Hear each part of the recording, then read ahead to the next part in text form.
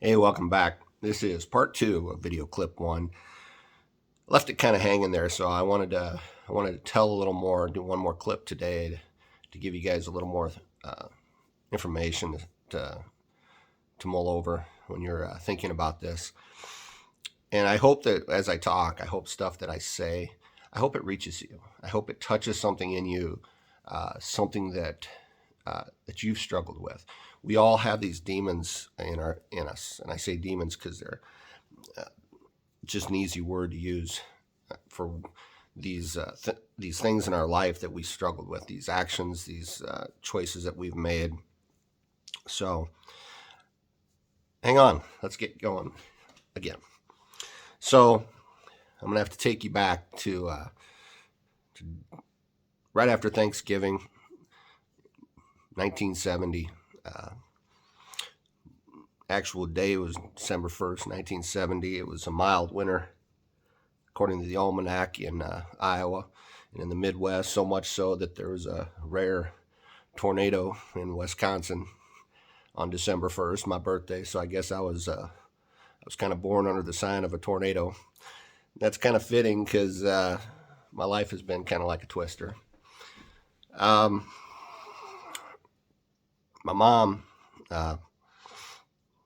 was a farmer's daughter in the Midwest, and she was unmarried, pregnant, in a time and place when that just didn't happen. And when it happened, it brought a lot of negativity and a lot of disgrace to the family. So back then, it was kind of commonplace for mothers like that to be sent away. And my mom was sent away to a home for unwed mothers in Dubuque, Iowa. Kind of found it strange why I was born in Dubuque since my family lived in northwest Iowa, but that was one of the first indications when I found out I was born over there. But she was on that Wisconsin Iowa border when I was born. Um, I don't know what happened in the family, why the adoption was stopped at that point. You know, um, I don't know the relationship between my mom and her parents, my grandparents.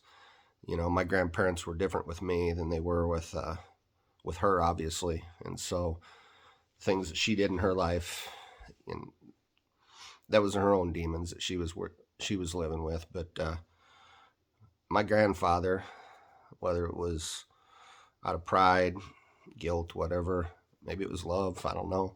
He decided to stop the adoption, and he forced my mom to bring me home and raise me.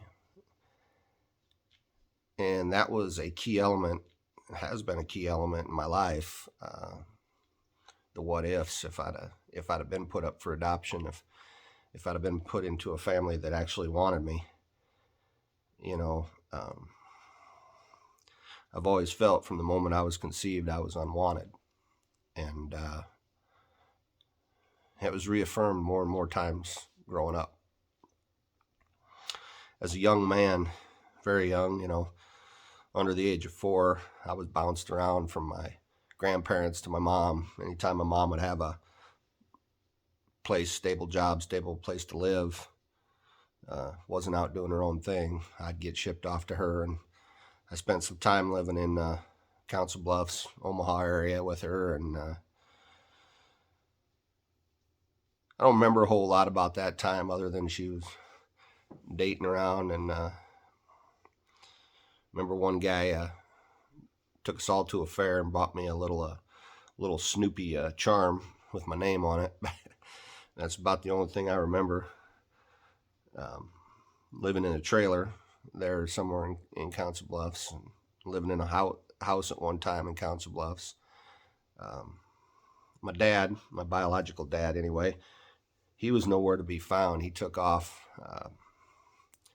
Took me years to even get my mom to tell me what his name was. And she'd only tell me he was drunk, he was cheating on his wife with my mom when she got pregnant with me.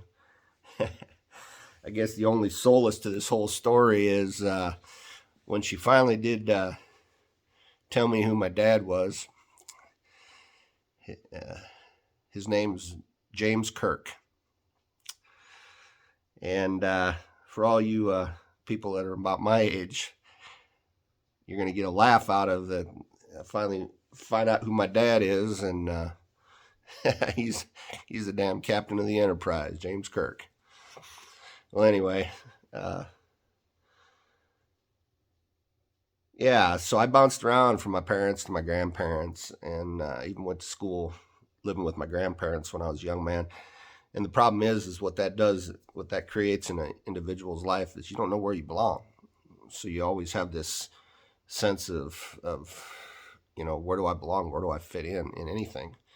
And that translates in a lot of different ways. And as the story in the movie and as in my life, I've always felt that I don't really fit in, When I got my life squared away and I was working in the prison as a prison guard, I didn't fit in on either side anymore. I was no longer the ex-con. I was no longer the guy on that side of the fence. But I didn't really feel like I fit in on the other side either, because I'm not that law enforcement squared away guy. So that all that came from that young age, that where do I fit in? I remember asking my grandparents once, I don't have a home. I don't have mom and dad, and my mom never really wanted me around, and I don't necessarily blame her, for it. I don't really talk to her about it because I don't think she'll understand it. But it wasn't until she met my stepdad, who the guy had become my dad, that things got more stable for her. And I went to live with him in a little northwest Iowa town of Sutherland. And but soon after they got together, they got married in 1977. They started their own little family. My little brother came around, and I was the bastard child. By then, I didn't know where I fit in. I didn't know. My mom often, growing up, would tell me how much she didn't like me and how much she hated me and wished I was never born. And she'd tell me things like to ruin one of my closest relationships with my grandmother. My grandma was a tough woman. She was a Rosie the Riveter back in the day, back in World War II time, and she was a tough person, but she was always kind and gentle to me. And I had a very close relationship with her. And I remember my mom telling me one time, why don't you ask your grandma who wanted to give you up for adoption? Who does that? What kind of a person destroys a little boy's relationship with his grandmother over her own pride, her own ego, her own shit, And that stuck with me. And so I grew up always searching for that unconditional love, that one thing that you're supposed to get from your mom that you get from nobody else. And no woman is going to come around in this world ever going to love me like my mom was supposed to, And so that left a gaping hole in my life. And a lot of the stupid stuff that I've done in this world was to fill that hole, to find somebody who'd accept me for who I was, and a lot of things I did, so I fit in. I fit in with this group, Found it easy to fit in with the troublemakers, and because they were like me. So those seeds of anger and resentment and hatred, coupled with the abandonment issues and the loss of my dad took off, my mom didn't want me, Hell, I didn't know where I fit in. So what was the point? I was going to do what I wanted then.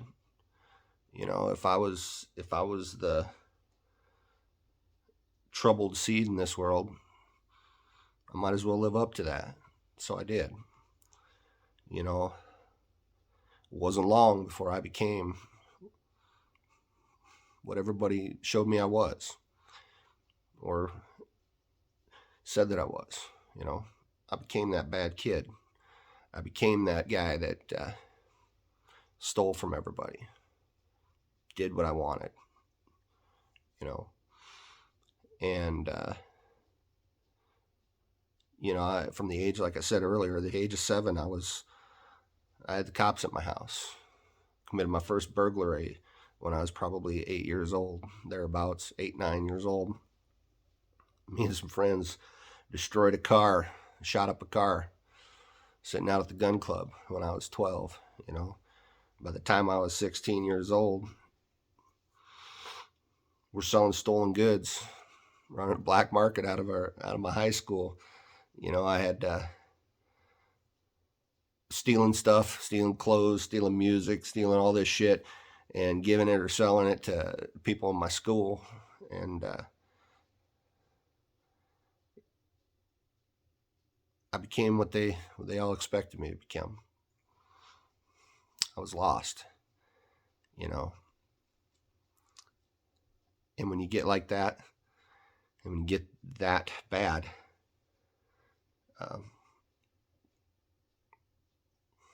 where do you go from there? You know, how do you turn that around? You know, so sometime around the time I was 16 years old, I was on probation, and I had decided that 2 days into my junior year, I said, "Fuck this! I'm not going back." Pretty much everybody hated me. They all got in trouble for all the stolen goods that I'd give them or sold them, you know. And so pretty much everybody in my sophomore class, and almost everybody that went to school with me at the time, they were pretty upset with me, and they made no bones about it. So 2 days into my junior year, I quit school, told my mom, come home, told her I was joining the Army. I had a couple months, I was going to get my GED and join the Army on my 17th birthday. Well, I was went and stayed with my grandparents because my family, they couldn't take it anymore. They couldn't have me around. So my grandparents said I'd come down, stay at the farm, and work on my GED till I left for the Army in December. And this was September. And my family was afraid of me for a long time. You know, I tortured my little brother. I was mean to him. I folded him up in the hide-a-bed couch. Had people come over and ask what the lump in the couch was, and I said, it ain't nothing. It's my little brother folded up in the hide-a-bed couch. I still apologize to him for that one, and done a lot more to him. And so I was supposed to be going to join the Army. I was taking my GED classes, and I wasn't going to anything. I was going out partying, drinking, driving, staying up all night, coming home when the sun was coming up. And October that year, they had a big meeting. I was getting ready to go out, asked my grandma for some money for some gas because I didn't have any in my tank. I was broke. And she said, "You ain't going nowhere." And I had no gas in my car, so I wasn't going nowhere. And I started seeing cars show up at the farm. And then I saw the car of my probation officer show up at the farm. And my aunt and uncles showed up. My mom and dad, my grandma and grandpa, and my probation officer and I all sat around the table, and they all laid it on me, you know. And they said, "Can't keep doing this." They sent me upstairs. They were going to talk, and I was pretty tore up. I was pretty tore up because I saw my grandpa crying, and they bring me downstairs, and my grandpa told me right there and then, one of the toughest men I ever seen. You know, he was crying.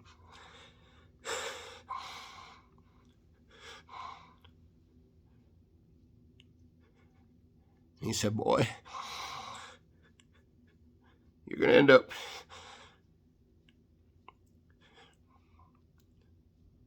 up in prison or dead."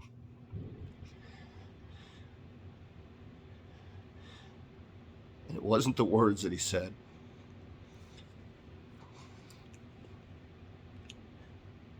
It was the look in his eye, and and the tears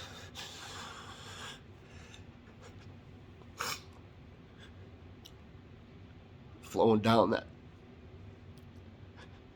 man's face that broke me. I didn't cry that day like I'm crying now, but I sat there.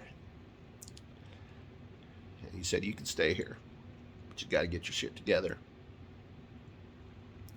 I kept hearing the first words he said to me. And I looked at my probation officer, and they all agreed I could stay there, but I need to stop running around getting my stuff together. I looked at my probation officer and I said, "Take me out of here. Put me in a foster home." So that day I put myself in foster care. I made the decision to leave, and they found me a family up in Dickens, Iowa. Really nice family. Haven't thought of them in a while. But the thing that breaks my heart the most is my grandpa was right on the mark. You know, a couple more years and I ended up in prison. So we're going to stop right there. Sorry about the tears. That's an emotional part of my story that I don't like to talk about. You know, in this story, I'm not going to be soft on myself just so make it easy. I want to be brutally honest and tell people how it is, you know. I've always tried to live up to what my grandpa wanted for me after I turned my stuff around. But that moment, those tears in his eyes, they crushed me. We'll talk to you again. Thanks for listening.